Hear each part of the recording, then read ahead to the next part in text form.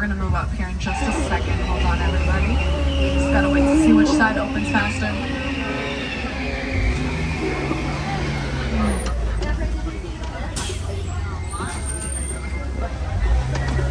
Forest where animals will rely on their camouflage to protect themselves from predators. To your right in that left corner, you'll see the okapi, which is a very shy and reclusive forest animal. Many believe that they're related to the zebra because of their stripes, but they're actually the closest living relative to the giraffe, and that's because of their similar skull structures.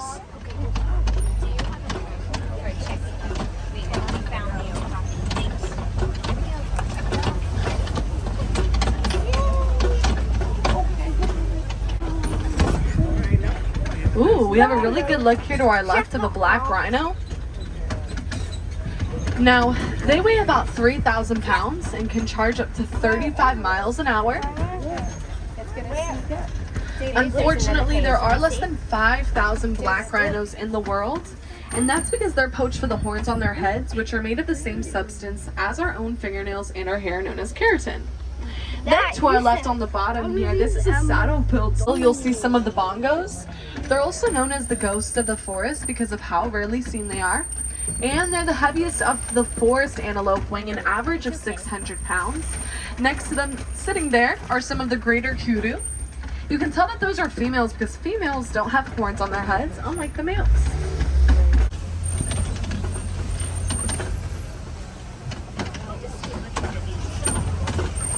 Over here to our right, you'll see some of the pink-backed pelicans. They get their name from their pink coloration that appears on their back during mating season. They are colonial nesters, which means that they nest in groups of 20 to 500 pairs. There, I'm trying to see if I find any more that might be underwater. When they're born, they're an average of 85 pounds, and they'll mature up to about 5,500 pounds. Under the water, do you want to check it? They tend to stay underwater to help prevent their bodies from overheating, and they can hold their breath for about 8 minutes at a time. There are some animals that you will not see. Yes. I wouldn't see that. They're nocturnal, so they're most active at night. That's why they're all sleeping right now. Here to be about 40 years old. They can grow up to 16 feet long and weigh up to 500 pounds on average. And make sure to look into the water. You might notice some you didn't see at first glance. You see him? Look, David, right there. He's right there. Now that does make them the... And the mother crocodiles are also very well known for being nurturing caretakers to their young. Now we will be seeing a change in scenery up ahead as we are headed towards the savannah, where the animals will use their speed and agility to evade predators. Here to your right, you're going to see the baobab. 9 months out of the year to conserve water in its trunk. Many animals that live on the savannah are going to use their horns and tusks to poke holes into the baobab tree to get that water out, especially during a dry season.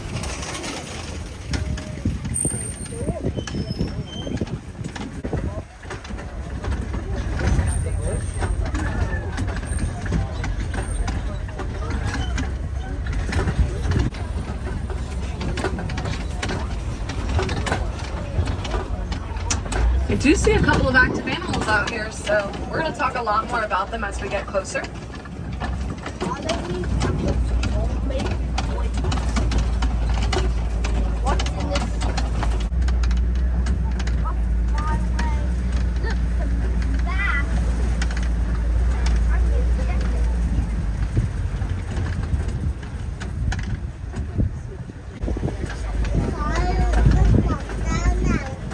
My left side does look a little bit quiet right now, but I do see something coming up here to the left.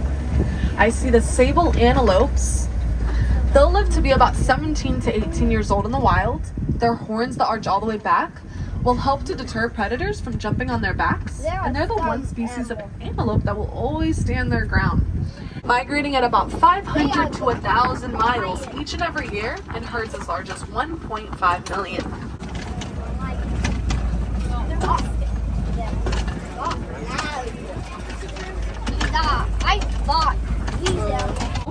They'll bake in the hot sun all day long, stiffening up into a hard sponge-like material, so Many of the animals end up using them as a scratching post and in some cases another place to hide from predators.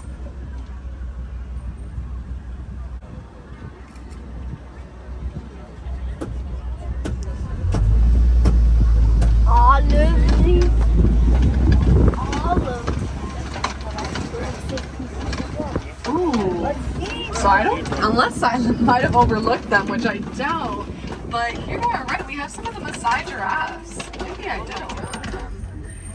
They're kind of in between the trees there. They're the tallest animals in the world. And then over here to our right, we have a Hartman's Mountain zebra. A baby zebra is also known as a foal, and they're able to memorize their mother's striping pattern about 30 minutes after they're born. That's because no zebra pattern is the same. It's kind of like a human fingerprint. And I see a lot more giraffes here, and they're a lot in a better visual here, so we can get a little bit closer.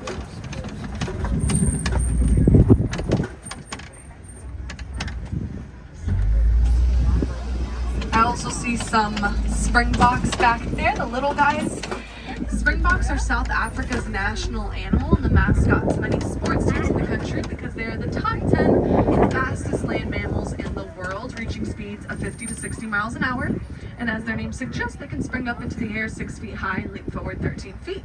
Now, as I said before, giraffes are the tallest animals in the world. When they're born, they're about 6 feet and they'll reach heights of 18 to 20 feet tall. Sometimes when they can't reach for those leaves at the top of the tree, they'll use their 16-inch long tongue, which is also prehensile, and that means that they use it kind of like how we use our own hands by picking those leaves off one by one. And their saliva is a lot thicker in consistency as well to help protect their mouth from any thorns found on the trees as they're eating.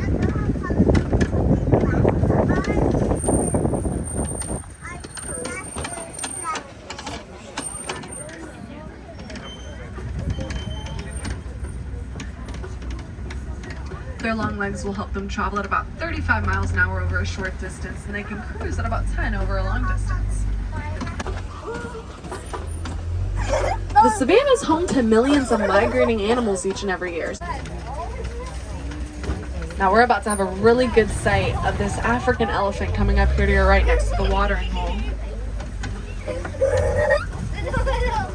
And if we also look to the left, you're going to see a mandrill. Now we're going to talk about the mandrill first. These weighing about 100 pounds once they're fully matured.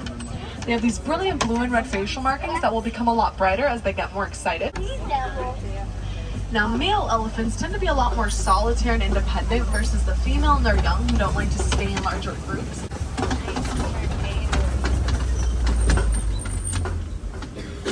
Now one way you can help animals like the mandrills and other African primates is by recycling.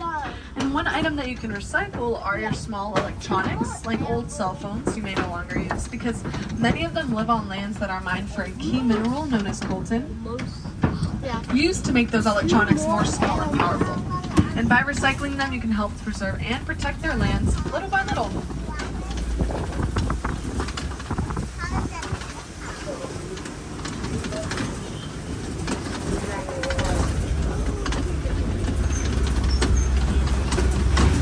Now we're passing through some of the red clay pits here, which holds a great significance in the lives of the elephants.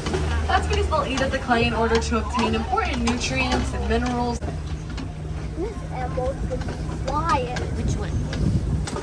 All of these animals are quiet. And I do see a small little herd here. We're gonna get a better view of them on the other side here.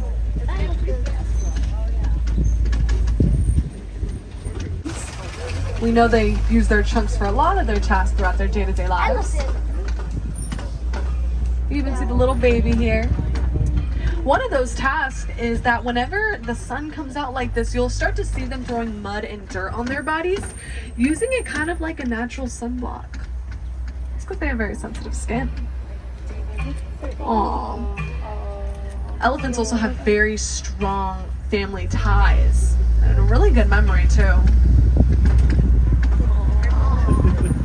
Oh, and then here, all right, we got some more animals. Anderson's eland, they're the tallest of the antelope species, standing about 5 feet at the shoulder alone. And then those longhorns in the back there, those are the Ankole cattle. And we're about to pass through some waters here where the elephants will commonly play in it, bathe in it, and also hydrate. They can hold about 5 gallons of water in their trunks alone, and they'll release it into their mouth whenever they're thirsty. Which are the tallest of their species, standing at about 5 feet on average. They're also the lightest shade of pink because when they're born, they're the color gray. Over time, their feathers are going to change and turn pink based on their diets, which will primarily consist of tiny brine shrimp and other water creatures that are high in keratin.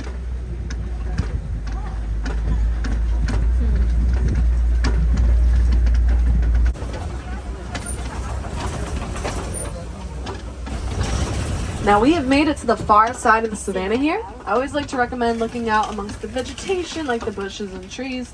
Sometimes our friends like to hang out in those more shaded areas, but it looks like I see some. Those are white rhinos.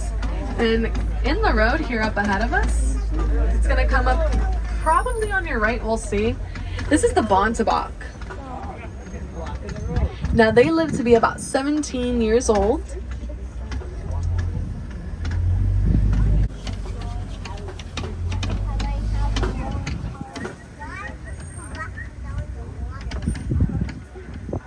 Rhinos here. White rhinos are much larger than black rhinos. They're going to weigh about 4,000 to 5,000 pounds, and the babies when they're born are about 100 pounds on average. You can tell that they're white rhinos by the shape of their mouth. It's a lot wider and squared shaped, while black rhinos have a pointed prehensile upper lip.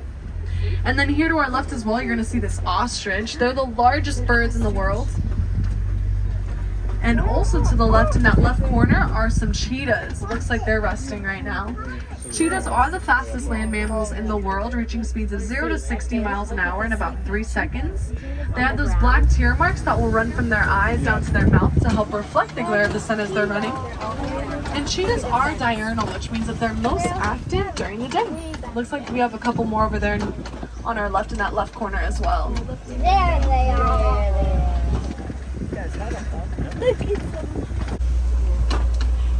They're nocturnal, the opposite of those cheetahs. They sleep and rest for 16 to 20 hours a day. So we'll try our best to see if we can find any. It's not impossible, they might be out here sleeping.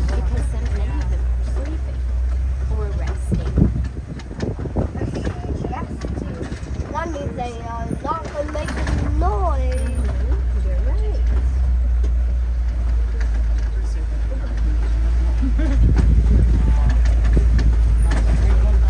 David, I think they might be here on our left. I need my eyes. Now it looks like those lions might still be getting beauty sleep. I mean, I do see the little bit of the hair of one. I don't know if you guys will be able to tell. Kind of the body from over here if I pull up a little bit. But it is, looks like the lion's pretty tucked away. So we'll continue to let him get some beauty sleep. Let's see what else we can. Actually one pretty close to the burrow down there and on top. Some of you may know them as Pumbaa, which in Swahili means foolish. But don't be deceived, they're very intelligent animals as they're relatives to the domesticated pig.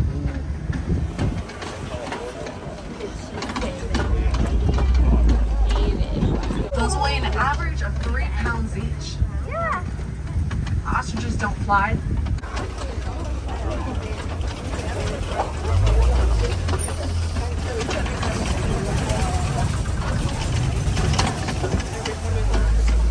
Now we're coming up on the warden's post where the warden and his staff will help take care of the goats, and in return, the goats will provide milk for the village to help their communities. They're very playful, social, friendly animals that will spend most of their time resting and eating. They love to climb as it helps with their stability and balance. Oh, that's so funny. I don't see that happen too often. So. And you see how they're headbutting up there? That's actually very common, especially in young goats. It helps them to assert their dominance.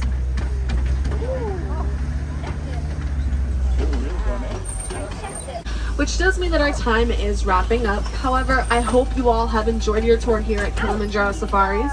Hopefully you learned something new and got some good pictures. But most importantly, I hope at least one of you were inspired by those animals you saw. And remember that you can help to protect them by exploring the outdoors, recycling, and learning more about conservation funds all over the world. here at Animal Kingdom, they have the Disney Conservation Fund. So if you'd like to learn more about what they've accomplished or what you can do to help, you can head over to the Harambe Market, where the villagers out there are happy to assist, as I know that their main goal is to ensure a happier and healthier planet for us all, these beloved animals. Now our last stop of the day is a little bit further up ahead. It's exactly where you guys came on board, so we're going to be taking this.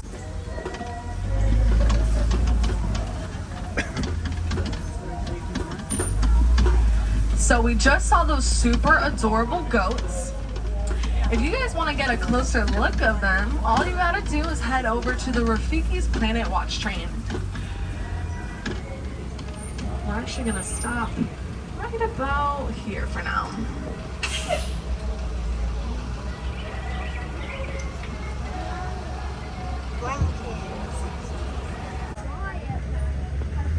They have the animation station. I'm all done. Where a cast member will teach you how to draw some pretty cool Disney cartoons. That's always fun. You don't have to be good at it. Alright, we're gonna move up here in just a second. Hold on, everybody. Just gotta wait to see which side opens faster.